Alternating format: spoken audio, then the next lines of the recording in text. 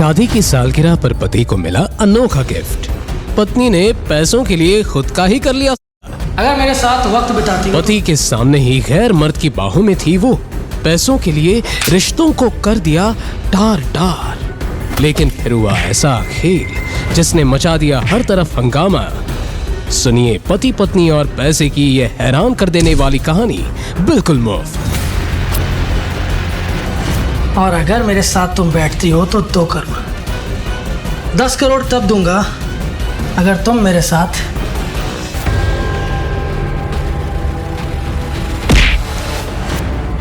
शिवाय अपनी जिस पत्नी पर भरोसा कर रहा था उसी ने सबके सामने शिवाय के गाल पर एक जोरदार थप्पड़ जड़ दिया। अभी की अभी माफी मांगो, सॉरी बोलो उसे। मेरी चप्पल भी उससे माफी नहीं मांगेगी। शिवाय, भूल गई तुम? आज हमारी 3री सालगिरह है। मैं तुम्हारे लिए फूल लेकर आया हूं। नंदिनी ने शिवाय के हाथ से फूल छीनकर उसे जमीन पर फेंका और अपनी सैंडल से फूलों को कुचल दिया। सालगिरह माय फुट। मत भूलो तुम्हारी औकात क्या है। तुम्हारी औकात बस एक 2 कौड़ी की घर जमाई की है। सिर्फ एक घर जमाई, समझे तुम? और कैसी एनिवर्सरी? हाँ, इन फूलों के अलावा तुमने आज तक कुछ मुझे दिया है? अगर तुम कुछ देना ही चाहते हो ना तो तुम मुझे तलाक दे दो, वही सबसे बड़ा गिफ्ट होगा मेरे लिए। तुम्हें समझ में कैसे नहीं आता? दम घुटता है मेरा तुम्हारे साथ। मैं बस अपनी जिंदगी जीना चाहती हूँ, एक ऐसी जिंदगी जिसमें सब कुछ हो। और वो जिंदगी मुझे देव दे सकता है, तुम नहीं। चले जाओ यहाँ से। तभी वहां पुलिस की एंट्री हुई। दरअसल देव ने शिवाय के आते ही पुलिस को कॉल कर दिया था। बताइए, किसने परेशान किया आपको? शिवाय। क्या विशाणे, ज्यादा पार्टी करने का शौक चढ़ रहा है तुझे? अपने औकात से बड़े लोग के पार्टी में आके हंगामा कर रहा है। थाने चल, तेरी सारी पार्टी है ना मैं ही निकालूंगा। इंस्पेक्टर साहब, एक बात ध्यान रखना, इसकी खातिरदारी इतने अच्छे से करना कि कल ये मेरे जूतों में नाक रगड़ते हुए अपनी जान की भीख मांगे। अरे देव सर, ये मैटर मैं संभाल लूंगा। आप उन मैडम के साथ पार्टी एंजॉय कीजिए, बस हमारा थोड़ा सा ख्याल रख लेना। बेफिक्र हो इंस्पेक्टर, तुम्हारे थाने पहुंचने से पहले तुम्हारा तोहफा मिल जाएगा। इंस्पेक्टर शिवाय के हाथ में हथकड़ी पहनाकर उसे उस पार्टी से घसीटते हुए ले गया। शिवाय ने पुलिस को एक शब्द भी नहीं कहा। उस रात जेल में शिवाय बिल्कुल भी सो नहीं सका। उसे वो रात एक जन्म जैसी लग रही थी। तुम्हारा पति नाकारा है, मैं नहीं। कितने पैसे चाहिए तुम्हें? 1 करोड़, 2 करोड़, 10 करोड़ मैं दूंगा, लेकिन मेरी एक शर्त है। अगर तुम्हें 2 करोड़ चाहिए तो तुम्हें मेरे साथ, और अगर 10 करोड़ चाहिए तो खुद को मेरे हवाले करना होगा। लेकिन देव अपनी बात पूरी कर पाता उससे पहले ही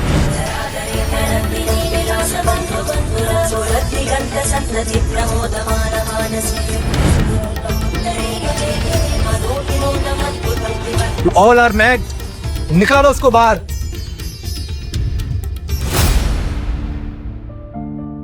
शिवाय नंदिनी से बेइंतहा मोहब्बत करता था। वह उसका बचपन का प्यार थी। आज उनकी शादी को 3 साल हो चुके थे, लेकिन उसकी साधारण जिंदगी के कारण नंदिनी उससे बेहिसाब नफरत करती थी। ये शादी उसकी मर्जी के खिलाफ जाकर उसके दादाजी ने करवाई थी। नंदिनी को हमेशा एक अमीर पति चाहिए था। शिवाय ने कभी उसे ऐशो आराम नहीं दिया और नंदिनी ने उसे कभी अपनाया ही नहीं। पर शिवाय ने कभी हार नहीं मानी। हर हफ्ते वो एक गुलाब देता रहा, एक उम्मीद के साथ कि कभी ना कभी उसका प्यार स्वीकार होगा।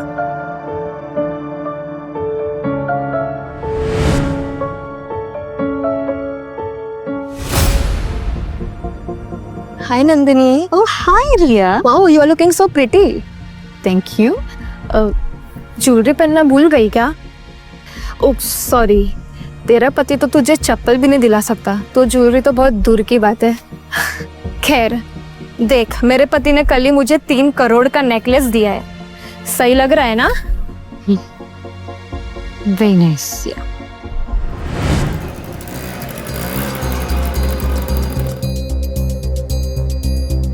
मेजर शिवाय,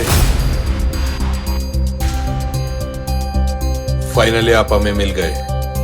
हम आपको 3 साल से पागलों की तरह ढूंढ रहे थे। हमें आपकी जरूरत है, आप लौट आइए। ये सही वक्त नहीं है। फिलहाल मेरे लिए मेरी शादी बचाना ज्यादा जरूरी है।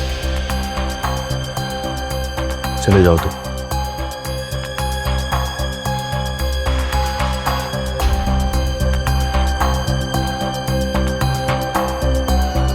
ये देखो तो कौन आया, नंदिनी का पति। यार जो भी बोलो, इसके हैंडसम लुक्स और इंटेंस आंखों का जाल seriously too hot to handle. Hotness का अचार डालेगी क्या? शक्ल देख के वर्ल्ड टूर नहीं होता है, उसके लिए जेब भी गर्म होनी चाहिए, जो इसकी है नहीं।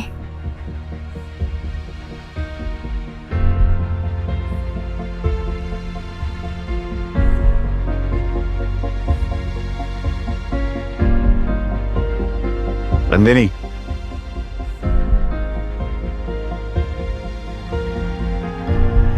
नंदिनी, मुझे तुमसे जरूरी बात करनी है, प्लीज। यार छोड़ो मेरा।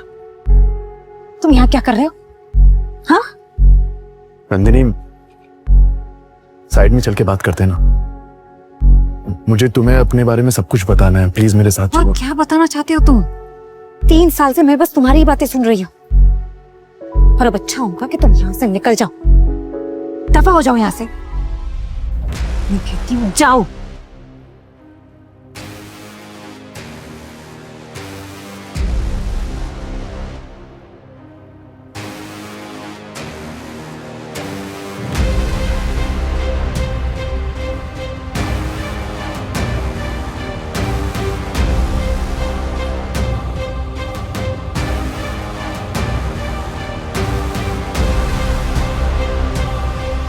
नंदिनी, नंदिनी, बस आखिरी बार मेरी बात सुनो प्लीज। मैं तुम्हें सब कुछ साफ साफ बताना चाहता हूं, मेरी बात को समझने की कोशिश करो।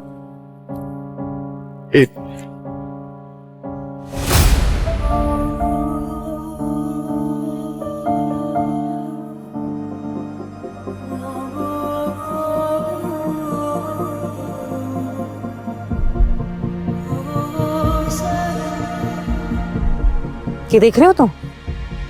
ठीक से देखो, अपनी आंखें खोल के देखो। तुम्हारी औकात यहीं तक की है।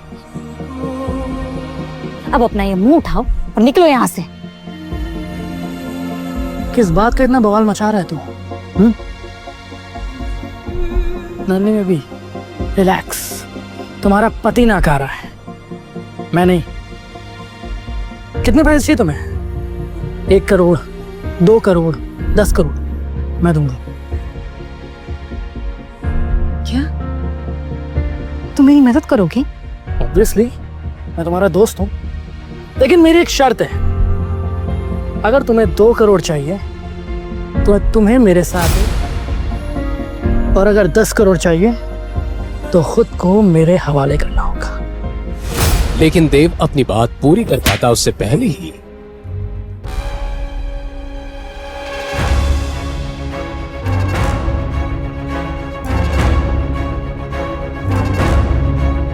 बेवकूफ आदमी, ये क्या किया तुमने? वो बेचारा मेरी मदद कर रहा था और तुम अभी के अभी माफी मांगो उससे। मेरी चप्पल भी उससे माफी नहीं मांगेगी। और तुम चलो मेरे साथ, चलो।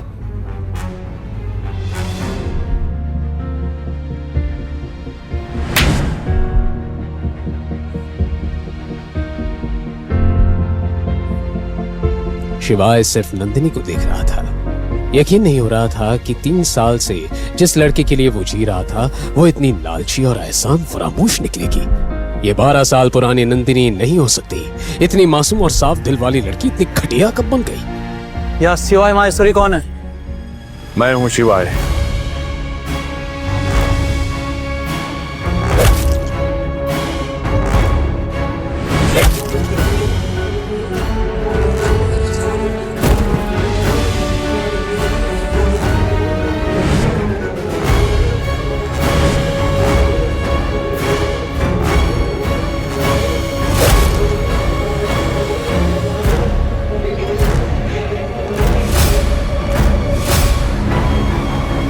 महादेव की सौगंध, तुम में से आज कोई भी अपने पैरों पे नहीं लौटेगा।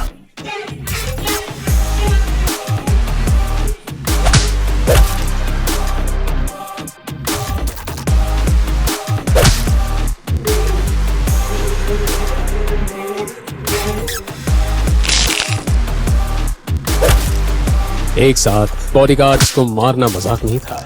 सबको लगा शिवाय पागल हो गया है। 30 सेकंड के अंदर शिवाय ने सबको जमीन पर पटक दिया। थोड़ी चोट उसको भी आई, पर वो फौलाद की तरह खड़ा था। देव की बुलाई हुई पुलिस आ गई। नंदिनी कुछ कह पाती उससे पहले पुलिस शिवाय को उसके घुटनों पर ले आई। उसकी पूरी दुनिया आज उजड़ चुकी थी। उसके बचपन के प्यार ने उसका दिल, यकीन और गुरूर सब तोड़कर रख दिया था। उसके जहन में एक ही सवाल गूंज रहा था, क्या ये वही नंदिनी थी जिससे वो 12 साल से प्यार करता था? आज पहली बार नंदिनी ने शिवाय को अपने ही नजरों में गिरा दिया था। क्या यही होता है एक तरफे प्यार का अंजाम? अब किसे चुनेगा शिवाय, खुद को या अपने सालों पुराने प्यार नंदिनी को? और क्या वो इस जेल की काल कोठरी से निकल पाएगा? जानने के लिए सुनिए अगला एपिसोड सिर्फ पॉकेट एफएम पर।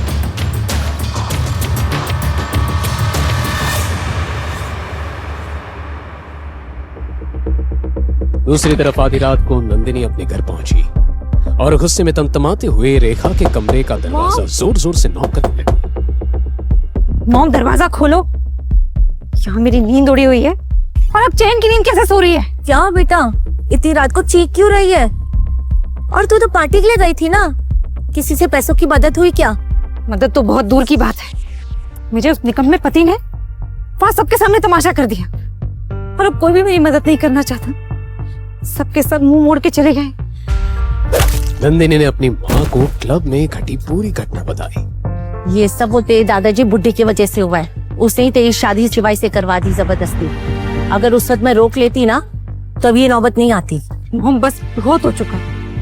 मैं उस शिवाय के साथ एक छत के नीचे नहीं रह सकती। मुझे उससे डिवोर्स चाहिए। पर बेटा, कैसे देंगे डिवोर्स? तुझे याद है वो बुढ़े की अग्रीमेंट? उसमें साफ साफ लिखा है, अगर तूने शिवाय को डिवोर्स दिया तो बजाज फैमिली की आधी प्रॉपर्टी उसे दी जाएगी। और वो नाकारा शिवाय यही तो चाहता है कि उसकी खाली जेब भर जाए हमारे पैसों से। नहीं मॉम, यही सही मौका है। मैं जानती हूँ कि मैं क्या कर रही हूँ। आप बस मुझ पे भरोसा रखिए। ये कहकर नंदिनी के चेहरे पर एक बेहद शातिर मुस्कान आ गई। शिवाय अपने प्यार और अपने आत्मसम्मान के बीच उलझा था। उसके मन में 12 साल पहले वाला वाकया बार बार घूम रहा था। नंदिनी उसके बचपन का प्यार हो ही नहीं सकती। वो उस भयंकर काली रात में किए गए वादे को कैसे भूल गई? और यही सोचते हुए उस बचपन वाली लड़की का मासूम चेहरा, प्यारी गहरी आंखें, मीठी आवाज सब एक एक करके शिवाय के सामने आने लगा।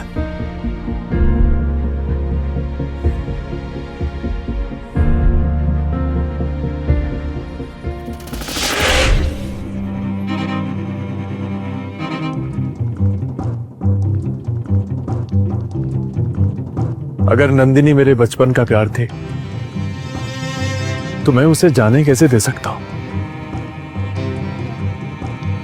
घुट घुट के तो मैं फिर भी जी सकता हूं, लेकिन नंदिनी के बिना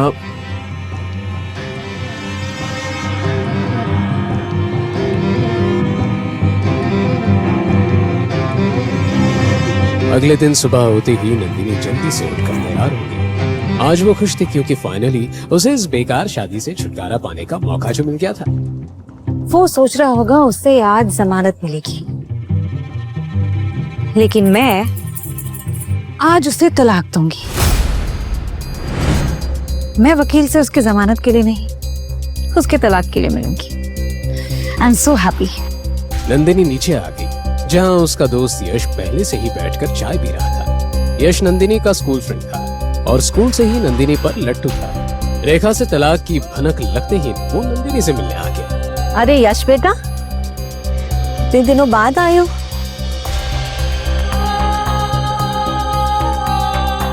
तो नंदिनी आई।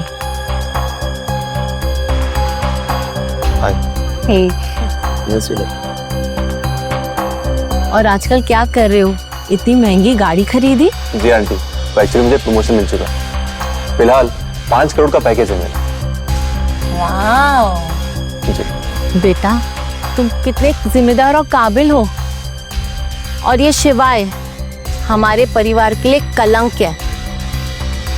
तुम्हें एक सच बात बताऊं, आज तक नंदिनी और शिवाय एक बिस्तर पे सोए भी नहीं है। क्या बात कर रहे हो?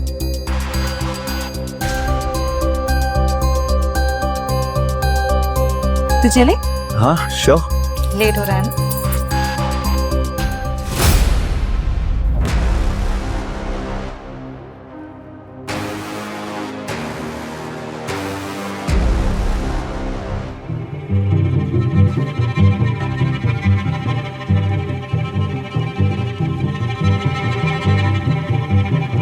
देव साहब कैसे याद किए इस मामूली इंस्पेक्टर को? इंस्पेक्टर साहब, आपसे एक छोटा सा काम था।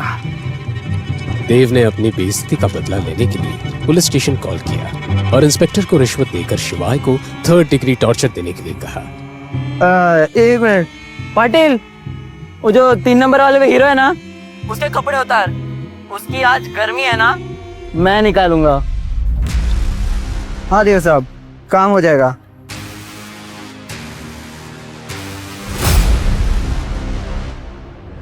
शिवाय एक शिव भक्त था।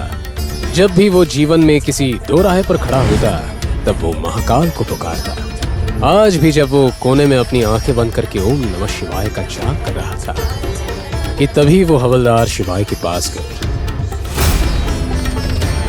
पता है महाकाल को विनाशक क्यों कहा जाता है? जब भी अधर्म अपनी सीमा पार करता है तब उनका तांडव सब कुछ नष्ट करके ही एक नई शुरुआत लाता है। अब पूरी दुनिया देखेगी शिवाय का तांडव।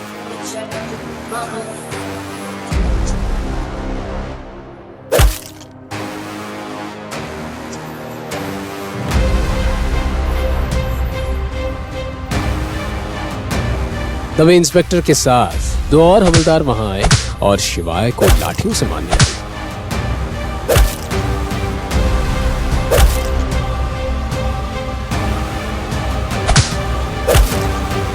पाटिल, बांध दे इसको ऊपर।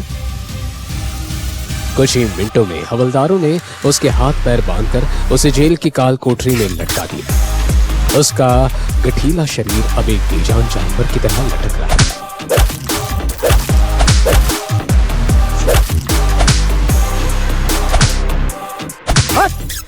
मार पाटिल।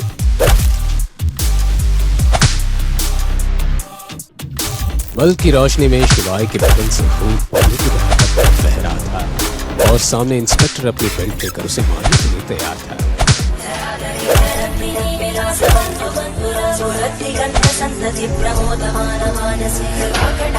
हवलदारों की इस हरकत को देखकर शिवाय एकदम शांत हो गया, पर यह एक बड़े तूफान के पहले वाली शांति थी। अचानक आजाद नगर पुलिस स्टेशन का माहौल बदल गया। तभी एक एसयूवी कार पुलिस स्टेशन के सामने आकर खड़ी हो गई।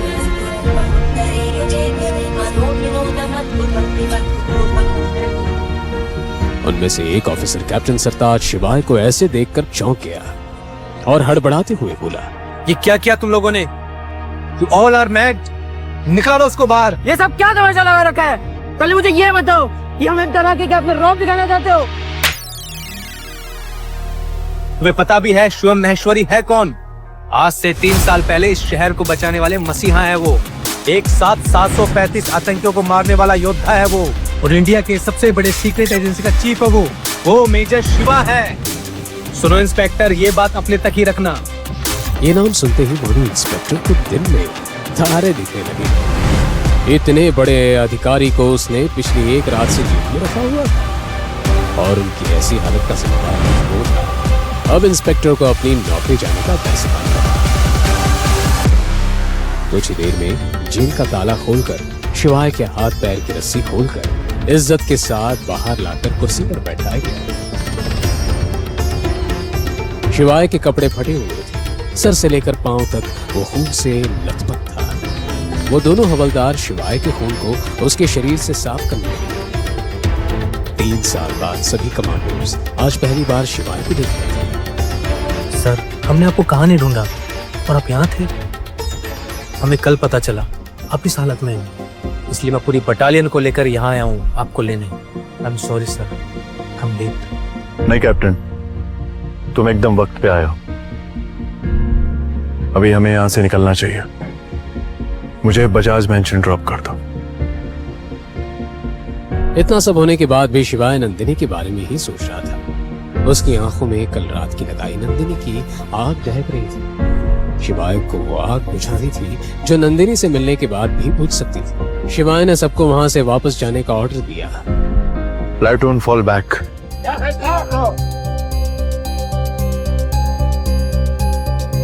शिवाय पुलिस स्टेशन से निकला और जल्दी से गाड़ी में बैठ गया। सारे कमांडोज भी उसके पीछे भागकर गाड़ी में बैठ गए।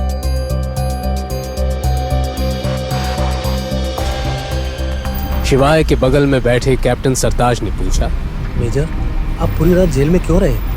आपने हमें फोन क्यों नहीं किया? अपनी कद्र करना कैसे सीखता सरताज? अगर एक रात वहां नहीं बिताता तो। लेकिन अब सब कुछ ठीक हो जाएगा। और ये रात मेरे लिए हमेशा यादगार रहेगी।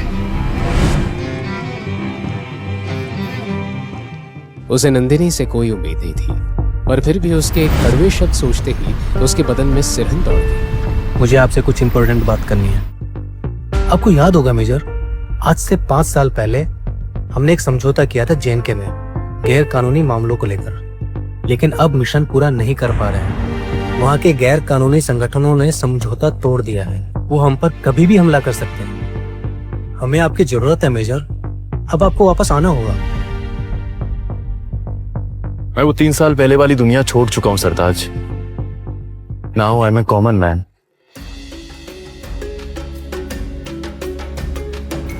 उधर नंदिनी घर से निकलकर पुलिस स्टेशन के लिए यश के साथ निकली गई कि उसके घर के सामने एसयूवी कार आ गई। आगे खड़ी कार का दरवाजा खुला और गाड़ी से शिवाय को उतरते देख नंदिनी और यश हैरान रह गए। इस वक्त शिवाय की आंखों में अंगारे जल रहे थे। नंदिनी, 12 साल पहले सेंट्रल स्ट्रीट पे जो हादसा हुआ था, क्या वो तुम्हें याद नहीं है? वो किडनैपिंग, वो बर्थडे, कुछ भी याद नहीं है तुम्हें? तुम पागल हो गए हो कि उस दिन मार खा के तुम्हारे दिमाग पे भी चोट लगी है? और तुम बाहर कैसे? किसने करवाई तुम्हारी बेल? हाँ, क्यों, क्या, कैसे? इस बारे में मुझे तुमसे कोई बात नहीं करनी है।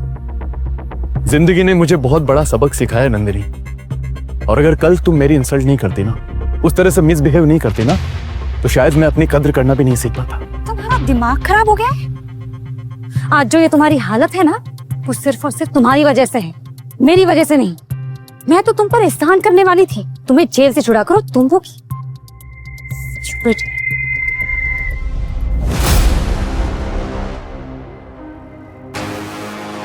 मुझे तुमसे तलाक चाहिए नंदिनी, क्योंकि तुम वो लड़की नहीं हो जिससे मैंने प्यार किया था। डिवोर्स की बात सुनते ही सब शॉक रह गए। शिवाय नंदिनी से तलाक चाहता था। नंदिनी की ईगो बुरी तरह हट गई। उसने गुस्से से कहा, क्या कहा तुमने? तुम मुझे तलाक दोगे?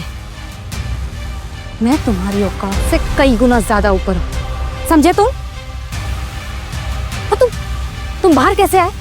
तुम्हारी बेल किसने करवाई? बड़े लोग थे वो जो इसे यहाँ तक लेकर आए और इसे घर छोड़ा। ये जरूर उनके पांव पड़ा होगा, वरना ये जेल से बाहर नहीं आ पाता। तुम लोगों को ये आइडिया नहीं है कि अब मैंने अपनी इज्जत करना सीख ली है। मैं रोशनी का वो जर्रा हूं जिसमें महादेव बसते हैं। और ये बात भी सही है, अगर मैं खुद अपनी इज्जत नहीं करूंगा तो ये जमाना मेरी इज्जत क्या करेगा?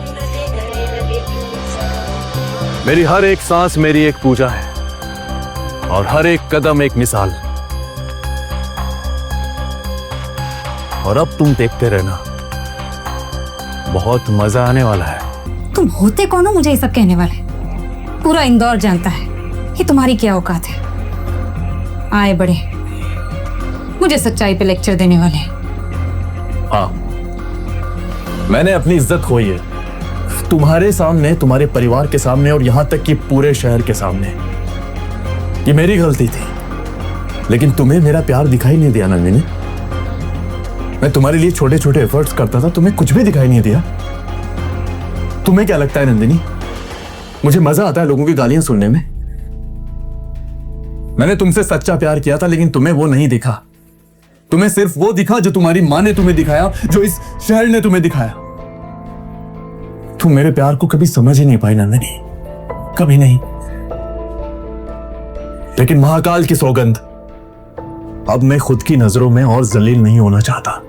शिवाय पिछले एक दिन में इतना कुछ झेल चुका था कि उसके अंदर आत्मा का दर्द उसके शरीर के दर्द से ज्यादा था। पर वो जलील लोग उसकी इस हालत के बारे में कुछ भी नहीं सोच रहे थे। मुझे तुम्हारा प्यार कभी चाहिए ही नहीं था। पहले दिन से मैं तुमसे नफरत करती थी।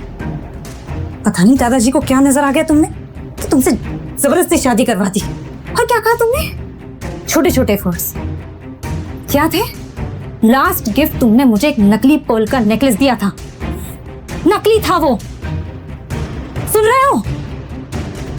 मुझे बस तुमसे छुटकारा चाहिए। छुटकारा जरूर मिलेगा नंदिनी, क्योंकि अब तुम्हें ये इंसान जो मिल गया है, शिवाय ने यश की तरफ इशारा करते हुए नंदिनी से कहा, जो तुम्हें वो सब कुछ देगा जो मैं कभी नहीं दे पाया। तुझसे ज्यादा खुश रखूंगा इसे। और यू नो व्हाट, मेरा स्टैंडर्ड बहुत हाई है। मैं तुम जैसों के मुंह ही नहीं लगता। अगले फिर नंदिनी का बर्थडे है, देखना मैं नंदिनी की इतनी बड़ी सरप्राइज पार्टी ऑर्गेनाइज करने वाला हूं ना कि सब देखते रह जाए। तभी तीखी नोकझोंक के बीच रेखा भी वहां आ गई और नंदिनी के हाथ पकड़कर उसे अंदर ले गई। भिखारियों के मुंह नहीं लगते नंदिनी, चलो।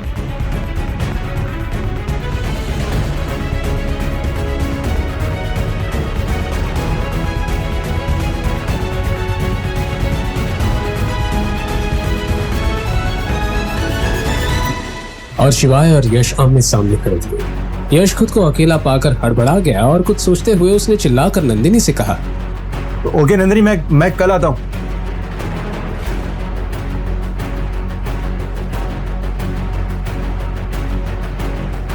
कल डिवोर्स के लिए रेडी रहना, और हाँ, अपनी बात से मुकर मत जाना। वहीं खड़ा सोचता रहा कि क्या सच में पैसों में इतनी ताकत होती है कि वो किसी भी इंसान को बदल सके? क्या आज के समय में किसी को प्यार की कदरें नहीं रही? लेकिन शिवाय हार मानने वालों में से नहीं था। वो इन सवालों का जवाब ढूंढ कर ही रहेगा। आखिर शिवाय था तो खिलाड़ी ही, ना हारने वाला जाबाज खिलाड़ी।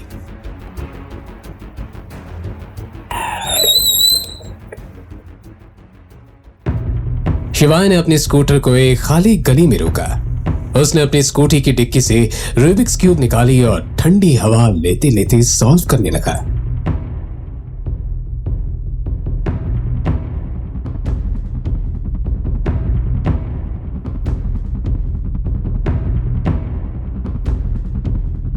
तभी उसकी आंखों में एक चमक आ गई। उसे रास्ता मिल चुका था। अपनी जेब से फोन निकालकर वो किसी को फोन करने लगा। उसने इंदौर के सियागंज में एक 52 मंजिला बिल्डिंग में कॉल लगाया था। वो दुनिया की सबसे बड़ी कंपनीज में से एक थी, जिसका नाम था Indus group. Hello, Dinesh ji से बात हो सकती है? जी हाँ, बोल रहा हूँ।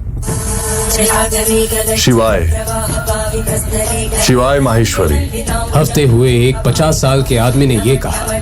शिवाय का नाम सुनकर उसके पैरों तले जमीन खिसक गई थी। उसके सर पर पसीना चमक रहा था। दिनेश जी, आपसे एक काम था। बिल्कुल सर, लेकिन सर इतने साल आप कहाँ थे? शिवाय की आवाज में बदलाव आ चुका था। रौबदार आवाज में उसने कहा, दिनेश जी, मुझे आपकी मदद की जरूरत है। क्या आप मुझे बता सकते हैं कि 12 साल पहले इंदौर में सेंट्रल स्ट्रीट पे जो हादसा हुआ था, किडनैपिंग वाला, उसमें शामिल वो लड़की बजाज फैमिली की नंदिनी बजाज थी या कोई और लड़की थी? सर 12 साल पहले का इंसिडेंट का पता लगाना तो थोड़ा मुश्किल होगा, लेकिन क्या मैं जान सकता हूँ आप नंदिनी बजाज को कैसे जानते हैं? मैं नंदिनी बजाज को कल डिवोर्स देने वाला हूँ और सबको बता देना कि मैं वापस लौट आया हूँ। ये सुनकर दिनेश हक्का बक्का रह गया। दिनेश ने एक लंबी सांस ली। शिवाय से बात करके उसकी खुशी दोगुनी हो गई। उसने जल्दी से अपना फोन उठाया और अपने सेक्रेटरी से कहा, सुनो, कंपनी के सारे डायरेक्टर्स को बोल दो हम एक बोर्ड मीटिंग रखने जा रहे हैं और सबसे कह देना कि हमारे बॉस लौट आए हैं। शिवाय ने सॉल्व किया हुआ रूबिक्स क्यूब देखा। उसके चेहरे पर एक साफ मुस्कान थी। नंदिनी, मैं तुम्हें बहुत प्यार करता था, तुम्हें रानी बना के रखता मैं अगर तुम मेरी बात सुन लेती तो। लेकिन महाकाल की कसम, तुम्हें अंदाजा भी नहीं है कि तुमने क्या खोया है।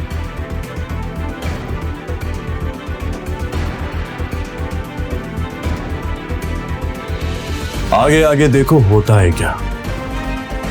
खेल तो अब शुरू हुआ है।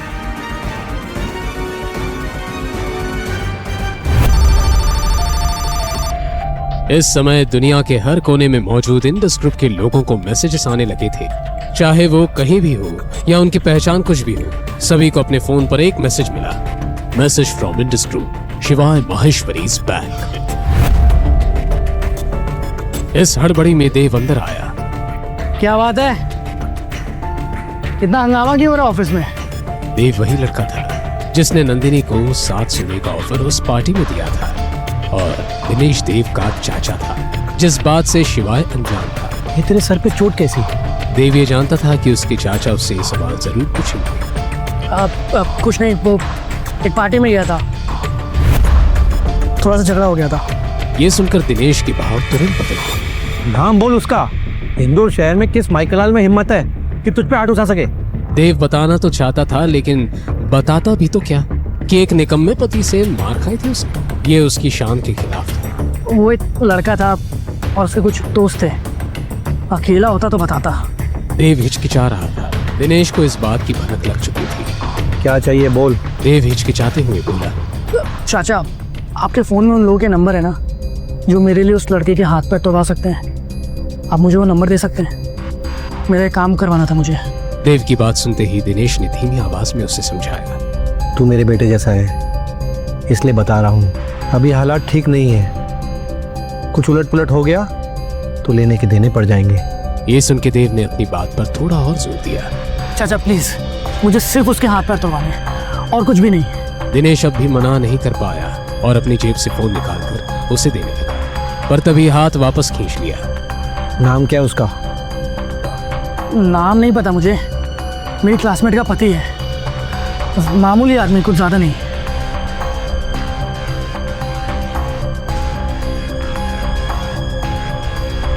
एक बात और, अगर कुछ कांड हुआ ना तो मुझसे बुरा कोई नहीं होगा। फिर याद रखना, ये चाचा नहीं होगा तेरा। देव ने ये बात समझाने का नाटक किया और तुरंत वहां से निकल गया। टांग किसे तोड़वानी है? मुझे तो उसकी लाश चाहिए। इसी सोच के साथ देव ने दिनेश के फोन से कॉल किया। हेलो,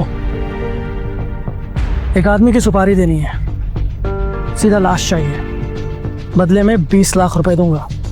देव ने फोन कट किया।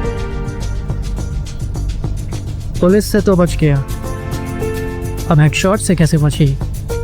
उसको क्या मालूम था कि वो किससे भिड़ रहा था। अपने कर्मों से अनजान देव मुस्कुराता हुआ वहां से निकल गया। वहीं दूर ग्वालियर राजमहल से एक गाड़ी इंदौर के लिए निकल चुकी थी। राजगुरु को उनके बॉडीगार्ड ने कहा, सर कल के सफर का इंतजाम हो चुका है, हम सुबह 9 बजे इंदौर पहुंच जाएंगे। आज राजगुरु की आंखों में आंसू थे। बॉडीगार्ड ने आंसू देखकर राजगुरु से पूछा, क्या हुआ सर, कुछ बात है क्या? आपकी आंखों में आंसू? जब से शिवाय को देखा तब से खुशी के ये आंसू थम नहीं रहे हैं। इतने सालों से इंतजार था इस पल का, 3 साल हो गए उसे देखे बिना, और अब कल उसे देखना नसीब होगा। जय महाकाल, जय महाकाल की जय।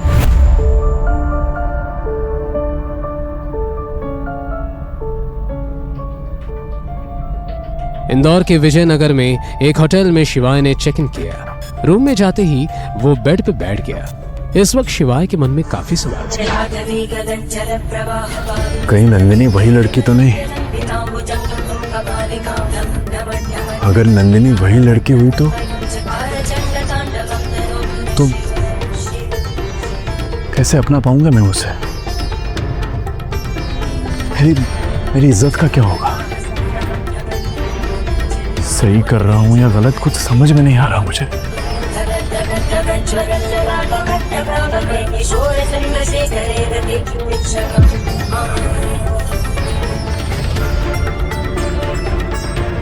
इन्हीं सवालों से परेशान होकर शिवाय ने अपनी आंखें बंद करके हाथ जोड़े।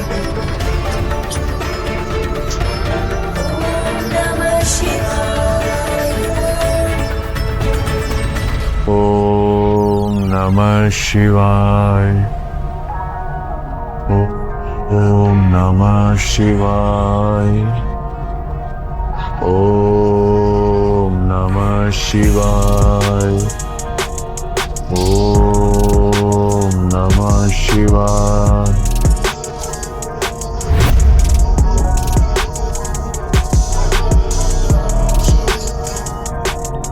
हे महाकाल, मैं सब आप पर छोड़ रहा हूं।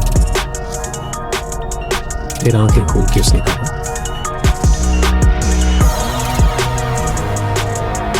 कल कोर्ट में मिलते हैं नंदिनी बजाज। अगली सुबह नंदिनी और यश फैमिली कोर्ट जाने के लिए रेडी हो चुके थे, लेकिन शिवाय का कहीं अता पता नहीं था। रेखा भी उसी को ढूंढ ढूंढ कर परेशान थी। पता नहीं कहाँ गया है निकम्मा शिवाय। ऐसे तुम्हें डिवोर्स का लालच देकर ना जाने किस बिल में छुपाई चूहा। छोड़ो ना मॉम, यहाँ नहीं तो वहाँ आ जाएगा। और वैसे भी आज तो कैसे भी करके मैं उसे डिवोर्स देकर ही रहूंगी। So you don't worry. चल रही? यस।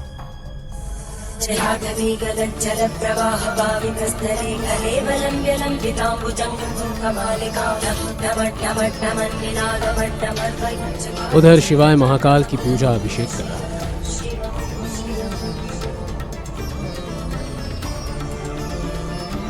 पूजा के बाद उसने जमीन को छूकर साष्टांग प्रणाम किया और मंदिर से बाहर निकल गया। आज उसके चेहरे पर ऐसा तेज था जो उसने जिंदगी में कभी महसूस नहीं किया था। जिन लोगों ने अभी तक उसे धुतकारा था, अब वो उन सब लोगों को बता देना चाहता था कि असली शिवाय कौन था। इधर दूसरी तरफ बजाज फैमिली के सभी लोग और यश फैमिली कोर्ट पहुंच चुके थे और शिवाय का इंतजार करें।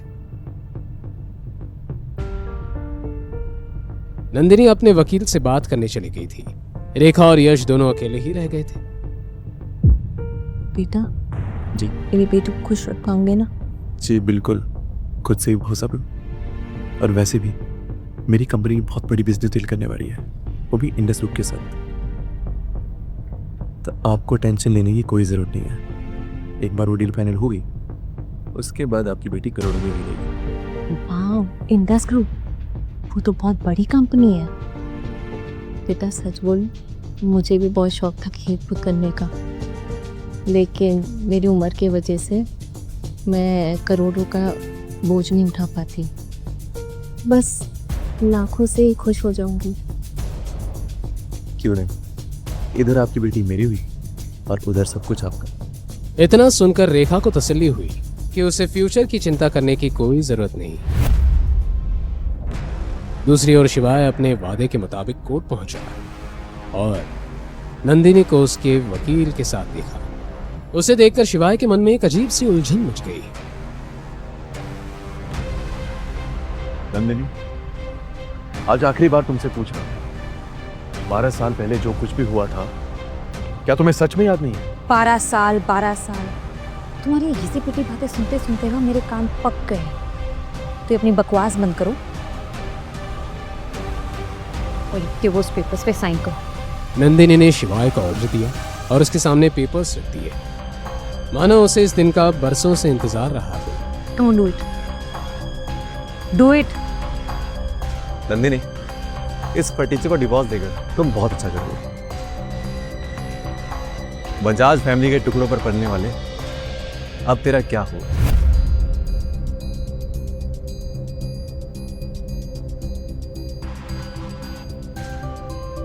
शिवाय ने पेपर्स पे जैसे ही साइन किया, वैसे ही बजाज फैमिली और यश वहां से चले गए।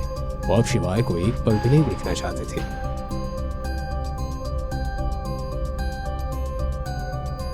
शिवाय कोर्ट के बाहर निकला ही था कि एक लग्जरी कार कोर्ट के सामने आकर रुक गई।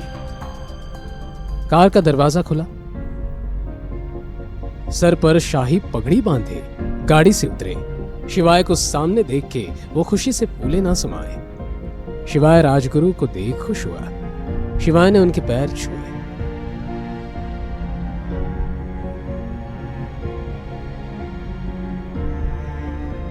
राजमहल तुम्हारा इंतजार कर रहा है बेटा। एक राजा के बिना महल अधूरा है। अब ये बूढ़े कंधे जिम्मेदारियों का बोझ नहीं उठा सकते बेटा। चलो।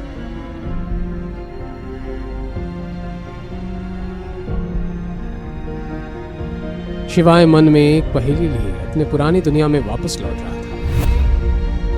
तभी फोन बजा। कॉल इंडस ग्रुप के दिनेश सिंह का था। जैसे जैसे फोन पर बात आगे बढ़ती गई वैसे वैसे शिवाय के चेहरे पर भाव भी बदलने लगे। फोन काट के शिवाय ने ड्राइवर से कहा, गाड़ी इंडस टावर ले दो जल्दी। राजगुरु ये सुन के खुश नहीं थे, लेकिन अब शिवाय ने बोल दिया तो बोल दिया। वो शिवाय की बात नहीं काट सकते थे। वहीं पिछली शाम शहर के बीचों बीच एक सीक्रेट क्लब के बेसमेंट में, जहां सभी तरह के लीगल काम होते थे, एक शानदार मीटिंग रखी गई जिसमें हत्यारे, शार्प शूटर्स और अंडरवर्ल्ड में नए भर्ती हुए लोग एक बड़े से हॉल में मौजूद थे। आज से चाहे ईस्ट का मार्केट हो या वेस्ट स्ट्रीट, हम सभी को एक नाम याद रखना होगा, मेजर शिवा।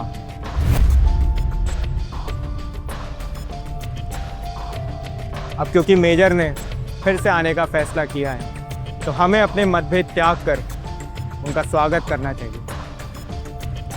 भूलिएगा मत, मेजर ने जो हम सब लोगों के लिए किया। मीटिंग जोरों शोरों पर थी। टेबल बजाकर सभी ने इस बात का समर्थन भी किया। पीछे खड़े दो नए किलर्स तागा और तेजा थोड़े कंफ्यूज थे। ये कौन है? इसकी बातें हो रही है, तू जानता है क्या? ना, बिल्कुल नहीं। वो देख HR बैठा है, चल उससे पूछते। क्योंकि हेडशॉट इस बिजनेस का पुराना सूरमा था तो उन्होंने हेडशॉट से पूछना सही समझा। HR भाई, आप हमसे काफ़ी समय से यहाँ हो, काफ़ी एक्सपीरियंस भी हो।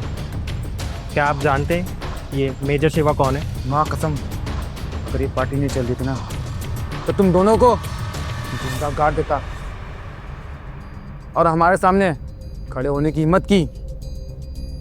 क्या तुम लोग जानते हो 5 साल पहले क्या हुआ था? यही तो हम जानना चाहते हैं।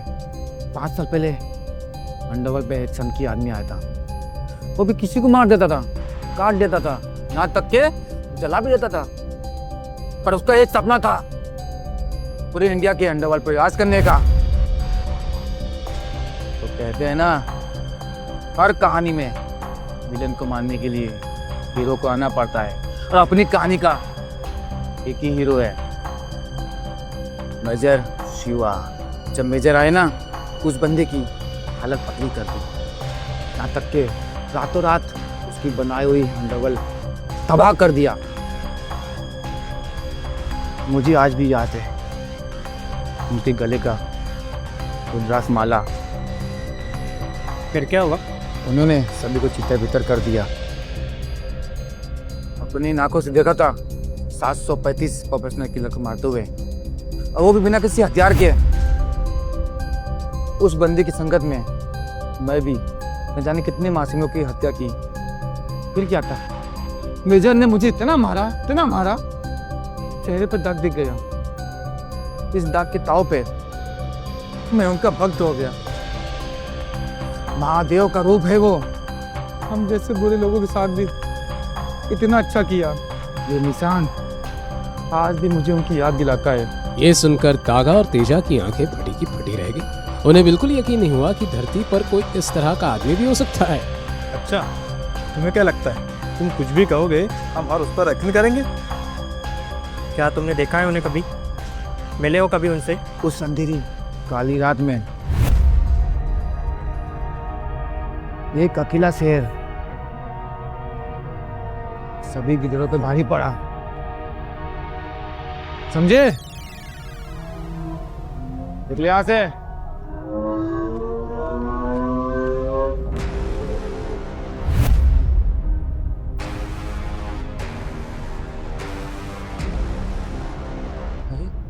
मालिक, देव बोल रहा हूँ, दिनेश का भतीजा। माँ कसम छोटे मालिक, आपकी आवाज़ डिट्टो मालिक जैसी है। बताओ क्या काम है? एक आदमी का एनकाउंटर करवाना था। माफ़ कीजिएगा, अभी मैं कोई काम नहीं ले सकता। 5 लाख दूं तो भी नहीं? माँ कसम, बात पैसों की नहीं है। अभी समय ठीक नहीं चल रहा है, कुछ रूल्स है जो मुझे फॉलो करना पड़ता है। और अगर 10 लाख दूं तो? आप समझ रहे हैं मालिक, मैं मजबूर हूँ, मैं नहीं कर सकता। और अगर मैं 20 लाख दूं तो? अरे मालिक, 20 लाख में तो मैं खुद को गोली मार लूँ। आप उसका फोटो भेज दो। उसका नाम क्या है? शिवाय नाम है उसका, बजाज फैमिली का दामाद। फोटो भेजता हूँ उसकी। ओके। मीटिंग रूम की शांति दिनेश ने तोड़ी। उसने उस लड़की की सारी जानकारी शिवाय को बतानी शुरू की। सर, आपके कहने पर हमने 12 साल पुराने मामले की दोबारा जांच की है और इन्वेस्टिगेशन के दौरान पता चला है कि 35 साल पहले नंदिनी के पापा केशव बजाज वंदना नाम की किसी लड़की से प्यार करते थे। वंदना गरीब थी, इसलिए केशव के पिता रघुबीर बजाज ने उनकी शादी ज़बरदस्ती रेखा नाम की किसी लड़की से करवा दी। केशव शादी की बात भी वंदना से मिलते रहे। इस फैमिली ने ये बात को आज तक सीक्रेट रखा है। ये देखिए उन दोनों लड़कियों की बर्थ सर्टिफिकेट्स और ये वो दूसरी बेटी की फोटो। दिनेश एक एक करके सारे सबूत शिवाय को दिखा रहा था। अंधविश्वास और अंधा प्यार कितना खतरनाक होता है, आज ये बात शिवाय समझ चुका था। नंदिनी के दादाजी पर किए गए अंधविश्वास ने ही शिवाय से उसका सब कुछ छीन लिया था। उन्होंने ही सफाई से शिवाय को कन्विंस कर लिया था कि 12 साल पहले वो जिससे मिला था वो नंदिनी ही थी। वहीं दूसरी तरफ नंदिनी काफी परेशान थी, क्योंकि जब वो कोर्ट से लौट रही थी तो उसके सामने से लग्जरी कार्स निकली थी। उसे पूरा यकीन था कि उसने उन गाड़ियों में शिवाय को देखा था। माँ, मुझे ना 100% कॉन्फिडेंस है, उस ब्लैक एसयूवी में शिवाय ही था। बेटा तू क्या फालतू बात कर रही है? वो फटीचर शिवाय की क्या औकात जो इतनी महंगी गाड़ियों में घूमे? नहीं माँ, लेकिन वो ही था। तू बस यश पे ध्यान दे। उसकी कंपनी का कॉन्ट्रैक्ट अगर इंडस ग्रुप के साथ हो गया तो बस हम उसके पैसों से ऐश करें। नंदिनी को भी रेखा की बात सही लगी। उसने अपना मूड ठीक किया।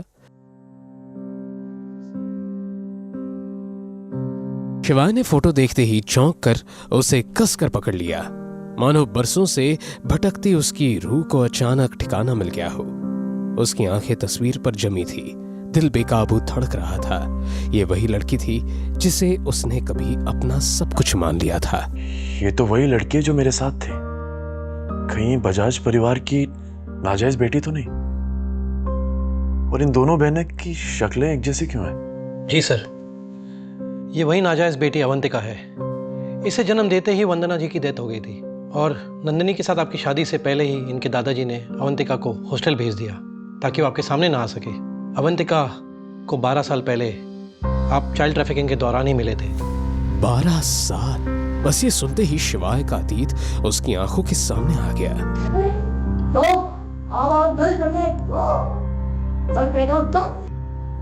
वो रात जब उसने अवंतिका को गुंडों से बचाया था, वो पल जब उसने उसकी मासूम आंखों में अपना पूरा भविष्य देख लिया था, वो पहली नजर का प्यार जो दोनों को हो गया था। ये लड़की तो उस दिन मेरे साथ थी।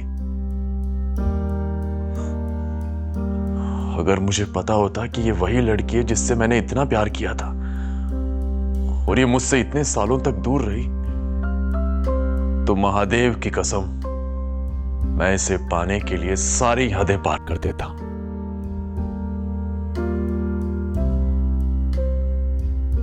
मैंने उससे वादा किया था कि जब वो 20 साल की हो जाएगी तो मैं उससे शादी करूंगा।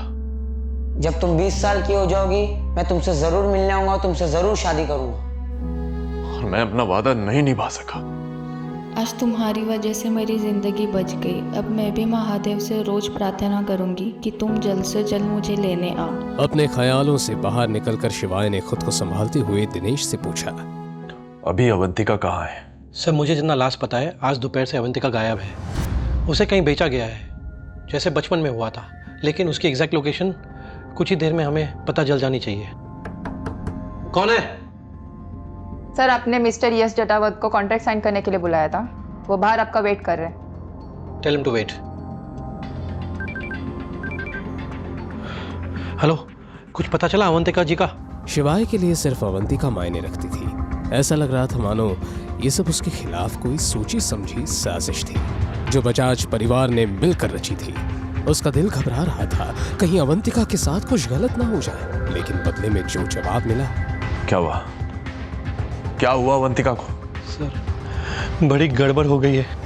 रेखा ने अवंतिका को थंडर नाइट क्लब में 2 करोड़ रुपए के लिए विकी नाम के किसी आदमी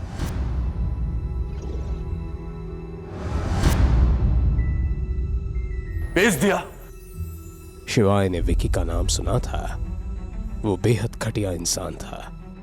उसकी फितरत ही गंदी थी। लड़कियों को अपने पैसों और ताकत से खरीदना उसका शौक था।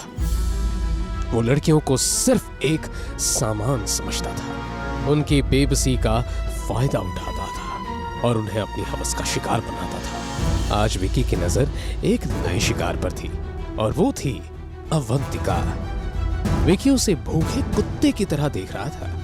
अवंतिका वहां का माहौल समझ चुकी थी, इसलिए जल्दी वहां से निकलना चाहती थी, लेकिन विकी के इरादे कुछ और ही थे। अवंतिका विकी से कुछ कह पाती इससे पहले ही देखे, मुझे पुलिस का कोई चक्कर नहीं चाहिए। तेरा सौदा है वो तेरा ही जिम्मा है। दूसरी तरफ ये सुनकर रेखा मुस्कुराई। अब ना ही इस लड़की का कोई नाम रहेगा और ना ही कोई पहचान।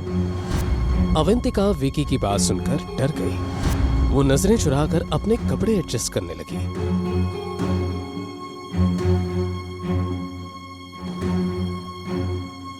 अवंतिका इतनी दूर क्यों बैठी हो? मेरे बगल में आके बैठ जा, डील साइन करनी है।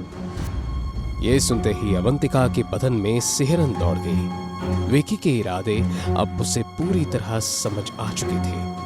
अवंतिका आज फिर से एक बड़ी मुसीबत में फंस गई थी। अचानक उसके दिमाग में बचपन की सारी यादें उमड़ पड़ी। कैसे रेखा उसे मारती थी और घर का सारा काम करवाती थी। वो पढ़ाई में नंदिनी से बेहतर थी, इसलिए रेखा ने उसे ग्रेजुएशन भी नहीं पूरा करने दिया। अवंतिका नंदिनी से ज्यादा खूबसूरत थी, इसलिए नंदिनी भी उससे जलती थी और आए दिन कुछ ना कुछ नुकसान करके उसका इल्जाम अवंतिका पर डाल देती थी। अवंतिका ने हर दिन जिल्लत और तकलीफ के साथ जिया था, सिर्फ इस उम्मीद में कि एक दिन वो 12 साल पहले वाला लड़का आएगा और उसे अपने साथ ले जाएगा। मुझे अभी के अभी थंडर नाइट क्लब जाना है। जल्दी से गाड़ी निकालो, फास्ट। और सुनो, आज हमारे बीच में जो भी बात हुई ना, इसके बारे में किसी को पता नहीं लगना चाहिए। मैं नहीं चाहता अवंतिका को मिलने से पहले मेरी सच्चाई सबको पता लगे। अवंतिका को विकी को बेच दिया है, ये सुनते ही शिवाय की आंखों में ज्वालामुखी धड़क उठा। उसकी गुस्से से लाल आंखें मानो अब पूरी दुनिया जला देंगी। तुम यहाँ क्या कर रहे हो? ओ, गार्ड की जॉब के लिए आए होंगे ना? और तुम्हें पता है यहाँ के गार्ड्स भी वेल क्वालिफाइड है। पर तुम टेंशन ना लो, तुम कल मेरे ऑफिस में आना, मैं तुम्हें अपना चपड़ासी रख लूँगा विथ 5000 सैलरी। डील?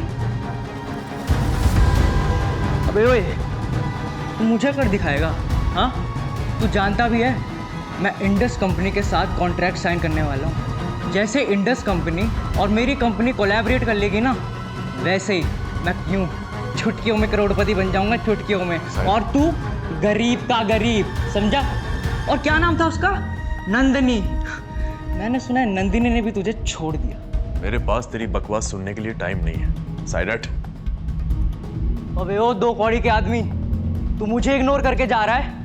एक बार ये कॉन्ट्रैक्ट साइन होने दे, फिर तुझे तेरी असलियत बताऊंगा। दिनेश, यश के साथ इंडस ग्रुप की कोई डील नहीं होगी।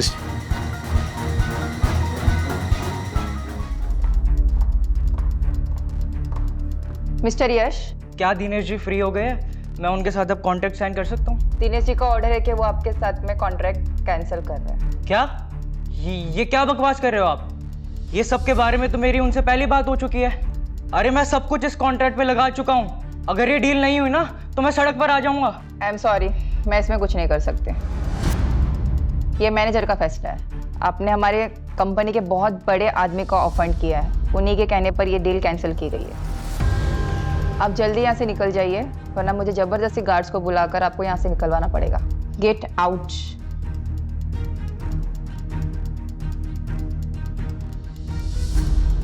कौन हो सकता है?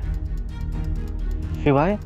नहीं, वो तो नंदिनी का एक्स हस्बैंड है।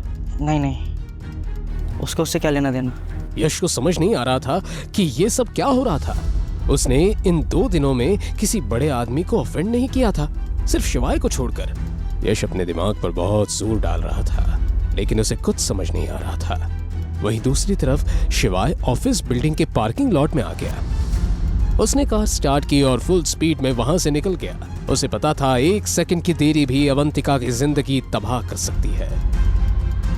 Hello mister Dev, don't worry, आज इस आदमी को हम ठिकाने लगा के रहेंगे। चलो अच्छी बात है तुमने ये बात कही, अब कम से कम मैं तसल्ली से सो पाऊंगा। ठीक है। वहीं दूसरी तरफ देव भी अपनी बेइज्जती का बदला लेने के लिए तैयार था। अब क्या होगा? क्या शिवाय अवंतिका को बचा पाएगा? क्या होगा जब शिवाय को पता चलेगा कि देव ने उसे मारने के लिए हेडशॉट को भेजा है और वो दिनेश का भतीजा भी है? यश की डील कैंसिल होने की खबर सुनकर रेखा और नंदिनी का क्या होगा? क्या यश को कभी पता चलेगा कि शिवाय कौन है? क्या शिवाय वक्त पर अवंतिका को विकी के चुंगल से बचा पाएगा? हे महाकाल, चाहे कुछ भी हो जाए, लेकिन आप अवंतिका का ख्याल रखें। शिवाय ने जोर से कार का एक्सीलरेटर दबाया और गाड़ी रफ्तार पकड़ते हुए शहर के सारे सिग्नल्स तोड़ती हुई थंडर नाइट क्लब की ओर बढ़ने लगी। वहीं दूसरी तरफ इंडिस ग्रुप से निकलते वक्त यश के दिमाग में एक ही सवाल था कि उसने किसे ओपन कर दिया था। यश की डर के मारे हालत खराब हुई। यश, डील साइन हो गई? भूलना मत, नंदिनी का बर्थडे आने वाला है। सारे कंपनी एम्प्लॉइज को इनवाइट करना, खास करके दिनेश जी को। नंदिनी और दिनेश जी की जान पहचान हो जाएगी ना तो हम सबके लिए अच्छा है। अरे मेरा मतलब है प्रोफेशनली हम सबके लिए अच्छा है। तो मेरी बात को कुछ गलत मत लो। शट अप, पागल हो गया क्या बुढ़िया? मेरी डील कैंसिल हो गई है। यश ने पहली बार इतनी बदतमीजी से रेखा से बात की थी। पर ऐसे कैसे हो सकता है? डील की बात तो पहले हो चुकी है ना।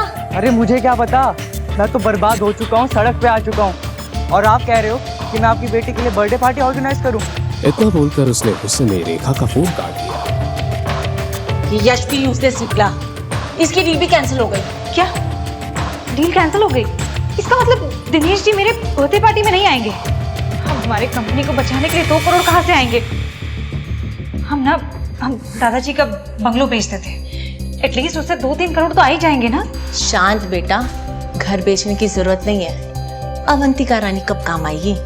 विकी माफिया है जो अवंतिका को बहुत पसंद करता है। वो उसके लिए 2 करोड़ देने को तैयार है। 50 लाख तो एडवांस दे ही चुका है, बाकी का कल देगा। और तू यश की फिक्र मत कर, ये नहीं तो कोई और सही। और इस बार मैं तुझे इंदौर का सबसे रईस लड़का ढूंढूंगी जो बहुत बड़ी कंपनीज का मालिक होगा। उसका बिजनेस फॉरेन में भी होगा और सारे लोग उसके सामने सिर झुकाएंगे।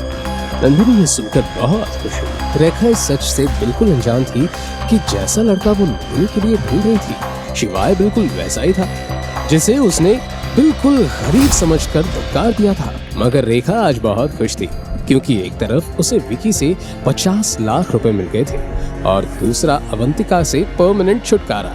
दरअसल रेखा अवंतिका से नफरत करती थी और हमेशा उससे पीछा छुड़वाना चाहती थी। रेखा बचपन से ही अवंतिका का काल बनकर उसके पीछे पड़ी रहती थी। वो अपनी सौतन के इस कलंक को जिंदा नहीं देखना चाहती थी और इसीलिए रेखा ने कई बार अवंतिका की जान भी लेनी चाहिए, मगर अपने ससुर और कानून से डरकर अपने इस घटिया इरादे को अंजाम नहीं दे पाए। इसलिए आज कंपनी को बचाने के बहाने से ही सही उसे अवंतिका को अच्छा मौका मिल गया था। हालांकि एक कोशिश उसने 12 साल पहले भी की थी, अवंतिका को माफिया के हाथ बेचकर, लेकिन तब किस्मत से अवंतिका बच गई थी। पर इस बार रेखा को अपना प्लान सक्सेसफुल होता दिख रहा था। कुछ देर के बाद थंडर नाइट क्लब पहुंचकर शिवाय ने कार को पार्क किया और एंट्रेंस की तरफ दौड़ पड़ा। इस 5 मंजिला इमारत में शहर के सारे इल्लीगल काम होते थे। शहर के सारे गुंडे माफिया हर रात यहाँ आते और अपने गलत कामों को अंजाम देते थे। शिवाय थंडर नाइट क्लब के काले कारनामों को जानता था, इसलिए अवंतिका के पास जल्दी से जल्दी पहुंचना चाहता था। हेडशॉट भी सही मौके की तलाश में शिवाय के पीछे पीछे चल दिया। उसने कभी शिवाय और मेजर शिवा को नहीं देखा था, इसलिए उसे ये नहीं पता था कि वो किसे टारगेट कर रहा है। उधर जब शिवाय क्लब में दाखिल हो चुका था तो वही दूसरी तरफ अवंतिका इस वक्त सोफे पर घबराई हुई गई। विकी उसे देखकर पागल हो रहा था। वैसे तो विकी बेहद हवसी था और क्योंकि वो बहुत अमीर था इसलिए लड़कियां उसके पास पैसों के लिए आती थी, लेकिन अवंतिका जैसी लड़की उसे पहली बार मिली थी जिसके लिए 2 करोड़ आराम से दे सकता था। और 2 करोड़ में सिर्फ एक रात की बात नहीं थी। तो विकी, मैं आपसे यहाँ बिजनेस के सिलसिले में मिलने आई हूँ, प्लीज थोड़ा तमीज से पेश आइए।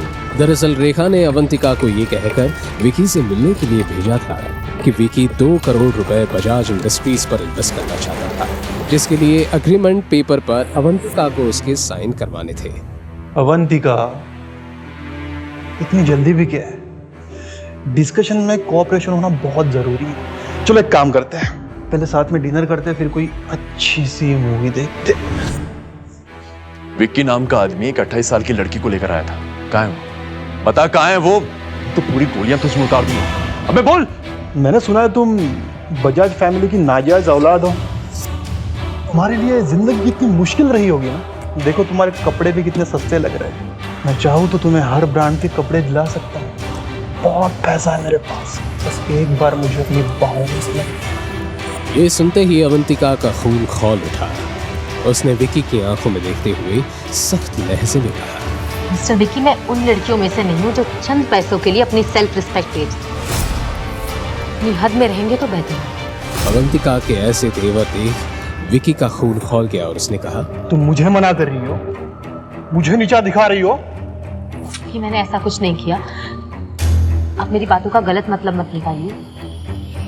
हम डील की बात करने आए हैं तो प्लीज वो करते हैं ना, आप इन डॉक्यूमेंट्स पे प्लीज साइन कर दीजिए।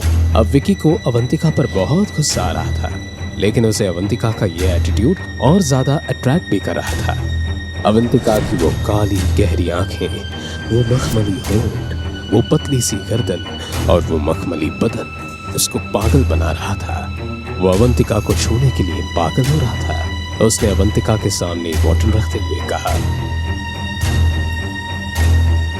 चलो एक काम करते हैं, ये बोतल खत्म करते हैं। तुम जहाँ बोलोगी वहां से कर दूंगा।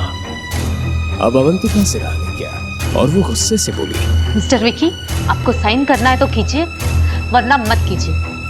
मैं चलती हूँ, गुड बाय। इतना कहकर अवंतिका ने अपना बैग उठाया और वहां से जाने लगी। तुमने क्या इसे पब्लिक वॉशरूम समझ के रखा है? जब मन आहा चले आए, जब मन चाहा तब चले गए। अवंतिका को विकी की इस करतूत पर घबराहट भी हो रही थी और गुस्सा भी आ रहा था। उधर हेडशॉट ने भी अपना पूरा प्लान तैयार किया। बंदूक उसके हाथ में थी और शिकार उसके सामने। तभी शिवाय को एक गेट पर एक बॉडीगार्ड दिखा।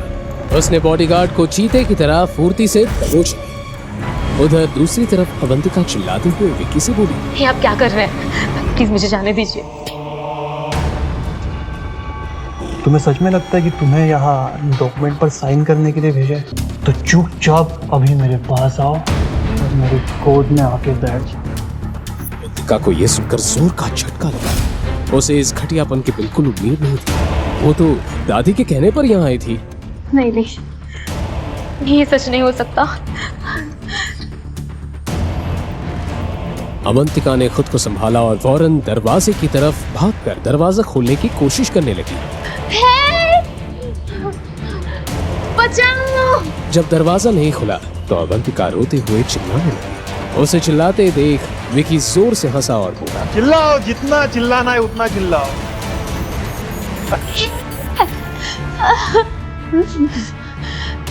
दरवाजा खोलो।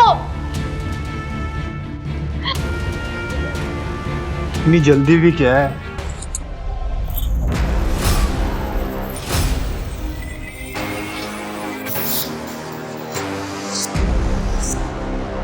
जो मैं चाहता हूँ वो होता है। आज की रात तुम सिर्फ मेरी हो।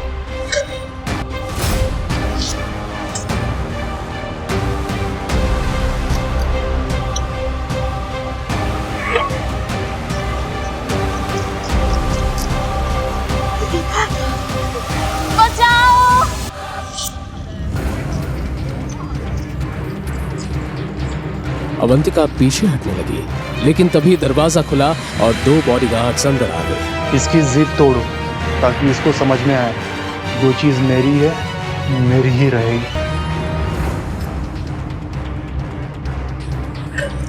अब समझ में आया जिद करने का नतीजा क्या है?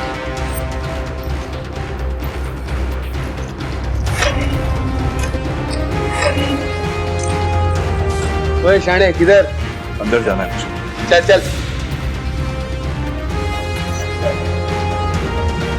वो कांप रही थी। उसने आखिरी बार 12 साल पहले वाले लड़के को और उसकी शादी करने के वादे को याद किया। महादेव की सौगंध, अगर तूने मुझे रोका ना तो। अबे नहीं जानते तो क्या कर लेगा शाणे? इधर शिवाय धीरे धीरे सारे बॉडीगार्ड्स का सामना करते हुए नाइट क्लब की भूल भुलैया में आगे बढ़ रहा था और देव के कहने पर हेडशॉट भी शिवाय का पीछा कर उसे मारने का मौका ढूंढ रहा था। क्या विकी अपने मकसद में आज कामयाब हो पाएगा? अब अवंतिका की जिंदगी क्या मोड़ लेगी? क्या शिवाय सही समय पर आकर अवंतिका को बचा पाएगा या वो हेडशॉट की गोली खाकर शिकार हो जाएगा?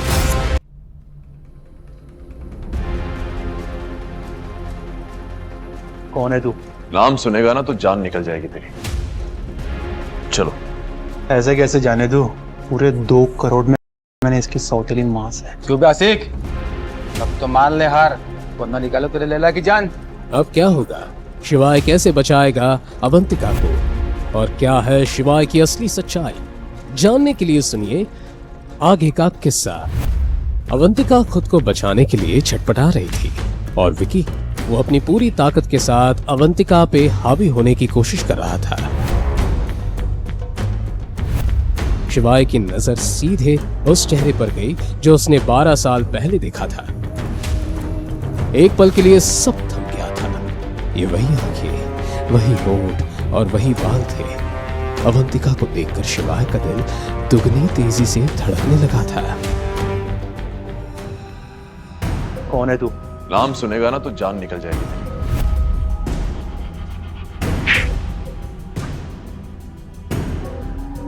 ठीक हो तुम? तुम्हें डरने की कोई जरूरत नहीं है।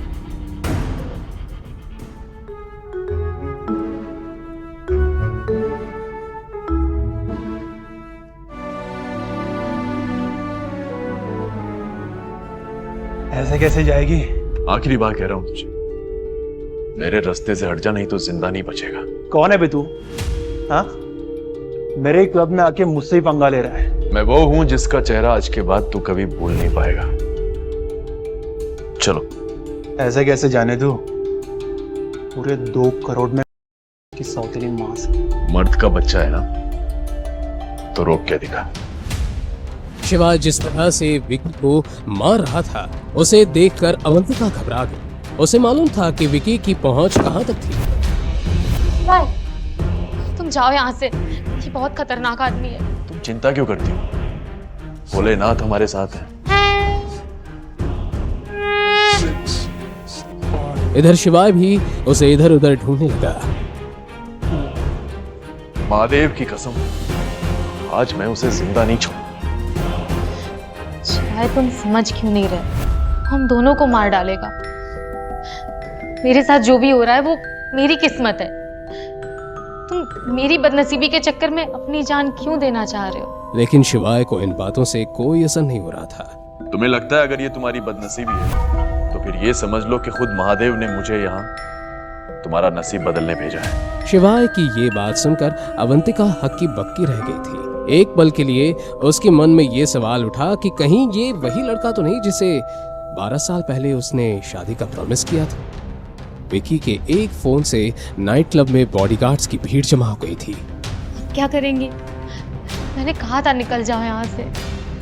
आओ मेरे साथ। घबराहट के मारे अवंतिका का शरीर कांप रहा था। लेकिन शिवाय के चेहरे पर कोई शिकन नहीं थी। तुम यहीं रुको, बस 5 मिनट।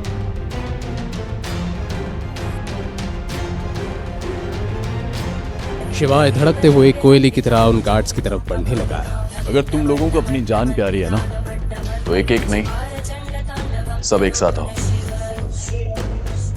शिवाय उन सभी गार्ड्स को गंभीर नजरों से देख रहा था।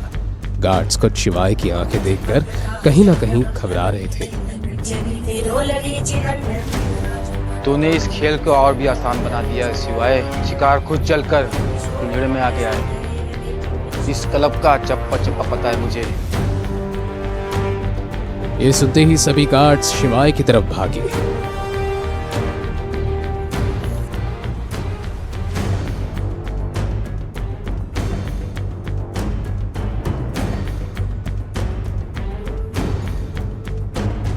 अवंतिका शिवाय का ये रूप देखकर घबरा गई।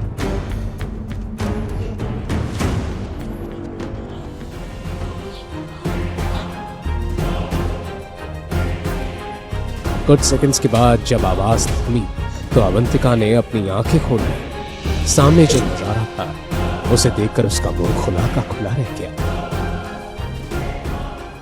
बस इतना ही दम है तुम लोगों में, हाँ?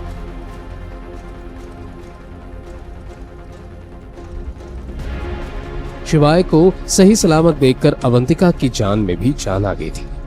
बोला था ना मैंने, बस 5 मिनट।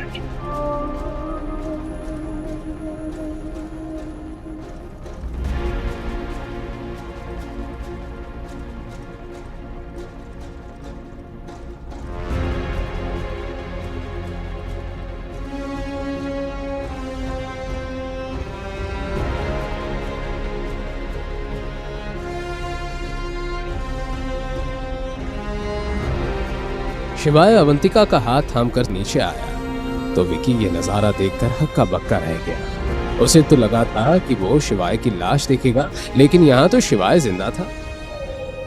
शिवाय, शिवाय तुम जाओ यहाँ से। मैं नहीं चाहती मेरी वजह से तुम्हें नुकसान पहुंचे। तुम चिंता मत करो, खुद महादेव हमारे साथ है।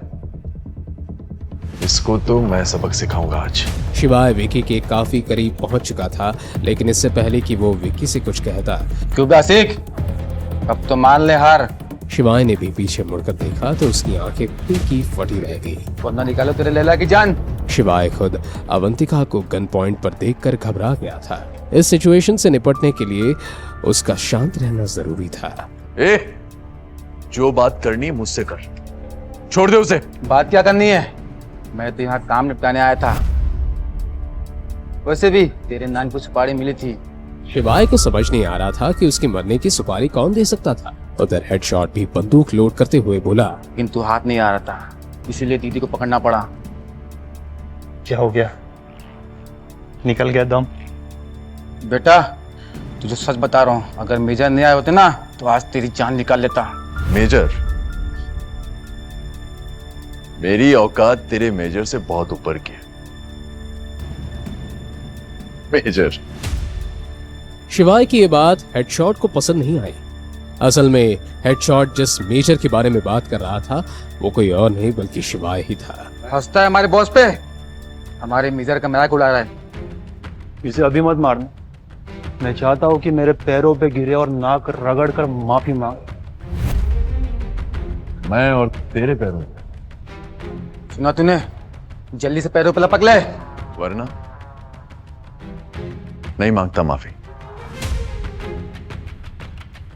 क्या कर लेगा बोल? माफी तो तेरे बाप को ही मांगनी पड़ी। ये देखकर अवंतिका भी घबरा गई, लेकिन अब शिवाय के चेहरे पर कोई डर नहीं था। 3 तक गिनूंगा, अगर मुझे विक्की के पैरों पे नहीं दिखा तो इसका चैप्टर क्लोज। महाकाल बचा लो मुझे। मैं गिनता हूं। 1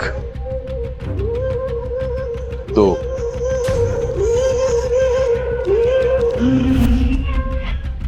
फिर उसने अपनी जेब में हाथ डाला और धीरे से एक लाइटर निकाला। एक हल्की सी मुस्कान उसके चेहरे पर आई, जैसे ये लाइटर उसके कई दफन राजों का गवाह हो।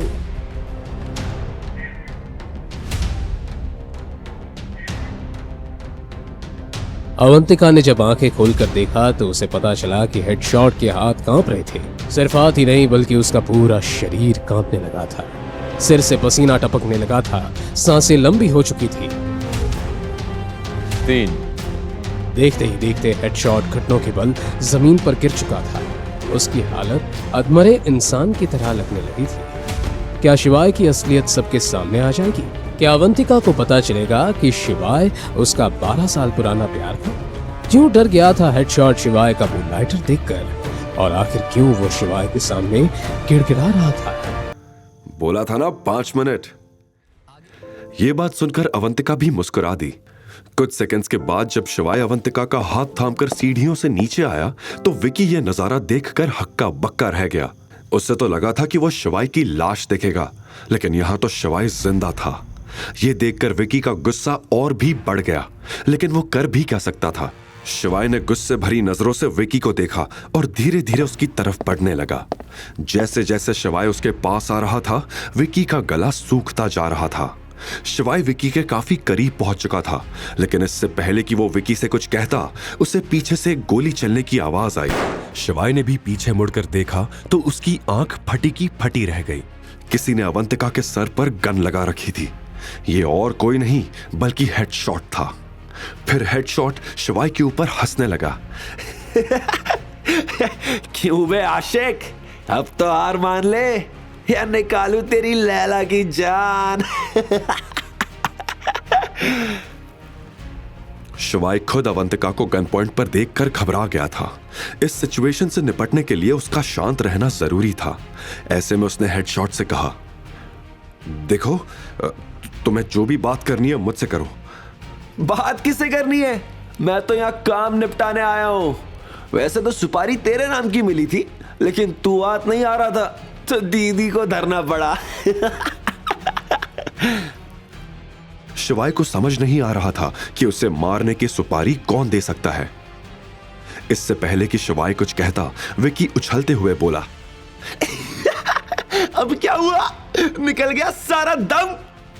उधर हेडशॉट भी बंदूक लोड करते हुए बोला, बेटा तुझे सच बता रहा हूं, अगर हमारे मेजर नहीं आ रहे होते ना तो मां कसम यहीं पर गाड़ देता तुझे। शिवाय हेडशॉट की यह बात सुनकर अचानक से शांत हो गया। उसे हंसी आ गई। मेजर? तुम्हारे मेजर की मेरे सामने कोई औकात नहीं है। शिवाय की यह बात हेडशॉट को पसंद नहीं आई थी। असल में हेडशॉट जिस मेजर के बारे में बात कर रहा था वो और कोई नहीं बल्कि शिवाय ही था।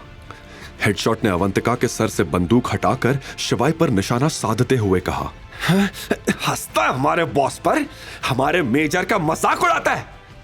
हेडशॉट का गुस्सा देखकर तुरंत विकी उसके पास आया और बोला, इसे अभी मत मारना, मैं चाहता हूं कि ये मेरे पैरों में गिरकर माफी मांगे। सुना तूने? जल्दी से पैरों को लपक ले। हेडशॉट ने जोर देते हुए शिवाय से कहा। शिवाय ने एक गहरी सांस ली और बोला, जो करना है कर, पर मैं माफी नहीं मांगूंगा।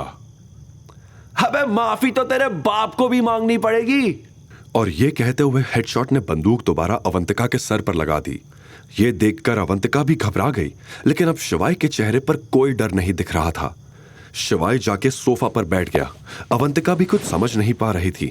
3 तक गिनूंगा, अगर तू मुझे विक्की के पैरों में नहीं दिखा तो इसका आज चैप्टर क्लोज। यह सुनते ही अवंतिका ने अपनी आंखें बंद कर ली। हे महाकाल बचा लो। लेकिन शिवाय के चेहरे पर एकदम शांत भाव थे। हेडशॉट को घूरते घूरते शिवाय ने अपनी जेब से सिगरेट का पैकेट निकाला। उसने पैकेट में से एक सिगरेट खींचकर बाहर निकाली, होठों के बीच फंसाई, फिर बिना परवाह के पैकेट को टेबल पर उछाल दिया। फिर उसने अपनी जेब में हाथ डाला और धीरे से एक लाइटर निकाला। उसकी उंगलियां मेटल के ठंडे एहसास पर ठहरी और एक हल्की सी मुस्कान उसके चेहरे पर आई, जैसे ये लाइटर उसके कई दफन राजों का गवाह रहा हो। अचानक ही अवंतिका को यह महसूस हुआ कि उसके सर पर लगी बंदूक अब हिलने लगी थी। अवंतिका ने जब आंखें खोलकर देखा तो उसे पता चला कि हेडशॉट के हाथ कांप रहे थे। सिर्फ हाथ ही नहीं बल्कि उसका पूरा शरीर ही कांपने लगा था। सर से पसीना टपकने लगा था, सांसें लंबी हो चुकी थी। अवंतिका ये देखकर कंफ्यूज हो गई थी कि जो इंसान अभी तक उसे मारने के लिए तैनात था वो एकदम से भीगी बिल्ली क्यों बन गया था। जैसे ही हेडशॉट के हाथ से बंदूक नीचे गिरी, विकी की नजर हेडशॉट पे गई। विकी ये समझ नहीं पा रहा था कि हेडशॉट को आखिर हुआ क्या था। देखते ही देखते हेडशॉट घुटनों के बल जमीन पे गिर चुका था। उसकी हालत अधमरे इंसान की तरह लगने लगी थी। अब देखते ही देखते खेल की बाजी बदल चुकी थी। क्या शिवाय की असलियत सबके सामने आ जाएगी? क्या अवंतिका को पता चलेगा कि शिवाय ही उसका 12 साल पुराना प्यार था? अवंतिका को यहां से इज्जत के साथ बाहर ले जाओ और गाड़ी में बिठाओ, शिवाय ने हेडशॉट से कहा। हेडशॉट ने तुरंत अवंतिका को बाहर गाड़ी में बैठाया और भागते हुए शिवाय के सामने वापस आ गया। खेल में अचानक पासा कैसे पलट गया था, अवंतिका को जरा भी समझ नहीं आ रहा था। वो बस खुश थी कि आज महाकाल ने एक फरिश्ते को भेजकर उसकी इज्जत और जान दोनों बचा ली थी। आप तो वही है, हेडशॉट ने शिवाय से कहा। उसकी आंखों में उसका डर साफ नजर आ रहा था, लेकिन वहां मौजूद विकी को हेडशॉट के इस डर का कारण समझ नहीं आ रहा था। इससे पहले कि वो किसी से कुछ पूछ पाता, हेडशॉट ने शिवाय के सामने हाथ जोड़ते हुए कहा, मुझे माफ कर दो मेजर, मुझसे गलती हो गई।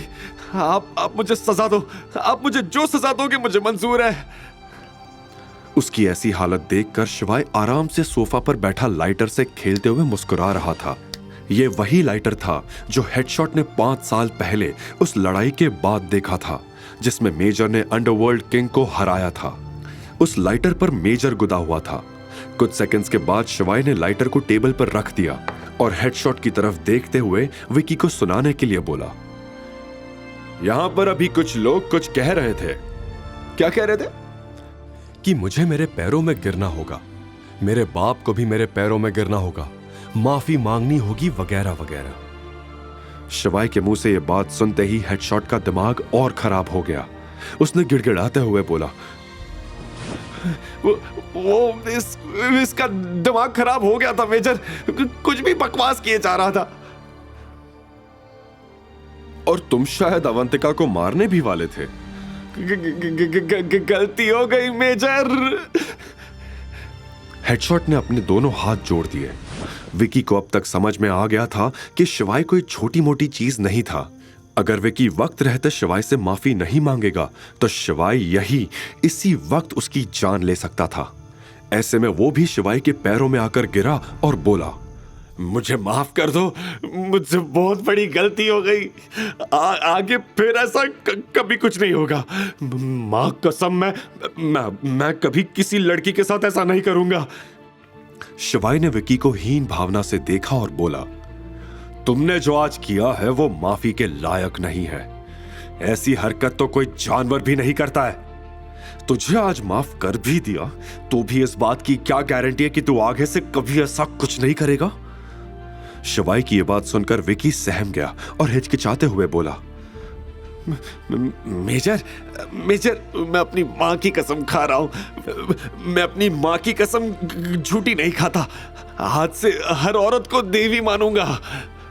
शिवाय उसकी बात सुनकर मुस्कुराया और बोला, काश तुझे इस बात का एहसास पहले से होता, क्योंकि मैं तुझ जैसे राक्षस को सजा दिए बिना छोड़ने वाला नहीं हूं। उसने हेडशॉट को देखा और बोला, इस मामले में तुम मेरी मदद कर सकते हो? शिवाय का भरोसा जीतने का हेडशॉट के पास इससे अच्छा मौका नहीं था। उसने तुरंत कहा, जी मेजर, आप बस बताइए इससे कौन सी सजा दूं? शिवाय ने जवाब में गहरी सांस लेते हुए कहा, तुम तो मुझे जानते हो ना हेडशॉट, मेरी तरह सोचो और इसे सजा दो। कहकर शिवाय खड़ा हुआ और बाहर चला गया।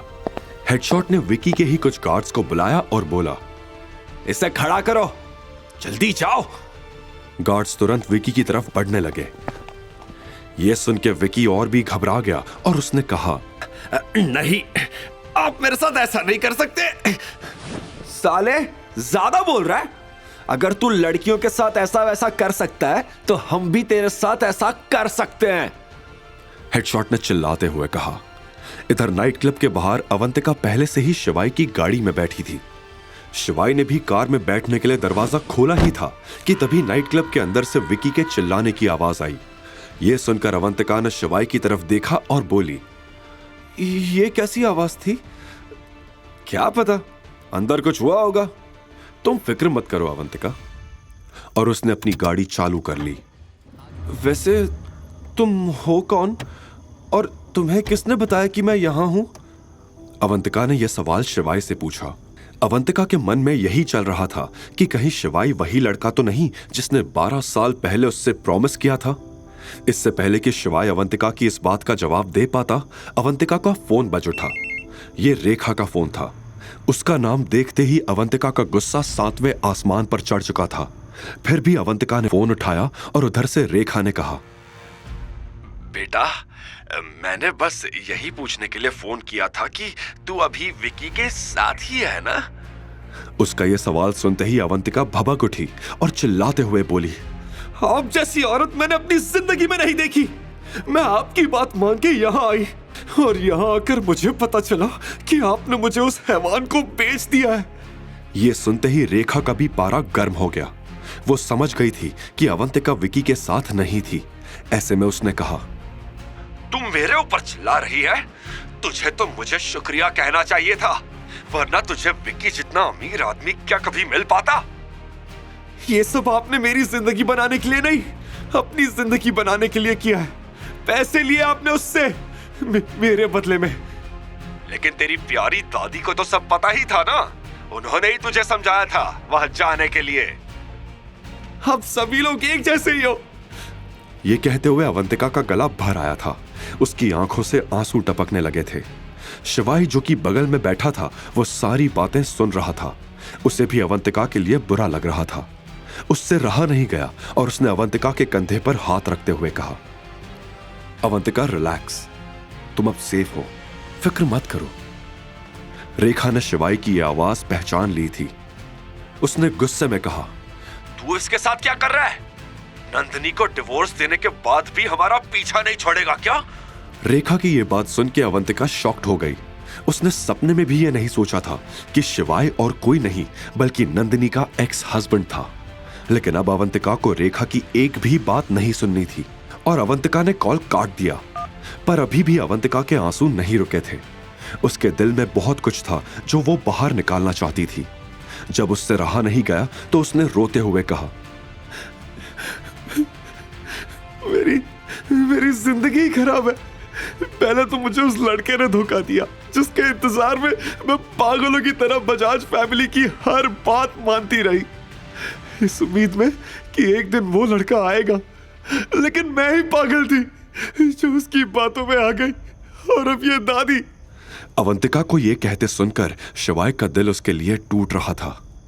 उसने अवंतिका की तरफ देखते हुए कहा, महाकाल जो भी करते हैं अच्छे के लिए ही करते हैं, वो तुम्हारा बुरा कभी नहीं करेंगे। शिवाय ने समझाया और अवंतिका को अपने आंसू पोंछने के लिए रुमाल दे दिया।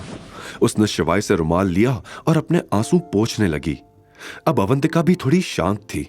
उसने पहले एक नजर शिवाय को देखा और फिर एक गहरी सांस लेते हुए बोली, आई एम सॉरी, मैंने तुम्हें ठीक से थैंक यू तक नहीं बोला। आज तुम टाइम पर नहीं आते तो मेरी जिंदगी बर्बाद हो जाती। अच्छा, लेकिन मुझे तो लग रहा था कि मुझे आने में काफी देर हो गई। बीते 3 सालों को याद करके शिवाय ने धीमी आवाज में कहा। अवंतिका शिवाय की बात सुन नहीं पाई। उल्टा उसने शिवाय से पूछा, तुम वही हो ना जिसकी बातें ऑलमोस्ट पूरे शहर में होती है, निकम्मा हस्बैंड, राइट? सॉरी, एक्चुअली लोग तुम्हारे बारे में यही कहते हैं, लेकिन मुझे तो तुम कहीं से भी निकम्मे नहीं लगे। बल्कि तुम जैसा हस्बैंड किसी लड़की को मिल जाए तो उसकी जिंदगी जन्नत हो जाए। यह सुनकर शिवाय शर्मा गया और उसने एक नजर अवंतिका पर डाली। फिर बात का रुख मोड़ते हुए अवंतिका ने वो सवाल पूछा जो वो जानने के लिए बेसब्र थी, और तुम्हें कैसे पता चला कि मुझे विकी के पास भेज दिया गया है? तुम्हारे किसी रिश्तेदार को बात करते हुए सुन लिया था। अब मैडम, अगर आपके सारे सवाल खत्म हो गए हो तो क्या मैं खुद सवाल पूछ सकता हूं? अवंतिका यह सुनकर शिवाय की तरफ देखने लगी। तुम ठीक हो ना अवंतिका? शिवाय की आवाज में हल्की चिंता थी। अवंतिका ने धीरे से हां में सिर हिला दिया। आगे की कहानी जानने के लिए देखिए अगला एपिसोड सिर्फ पॉकेट FM के YouTube चैनल पर। और शिवाय एक विनाशक के सारे एपिसोड्स को सुनने के लिए डिस्क्रिप्शन में दी लिंक से डाउनलोड करें पॉकेट FM ऐप।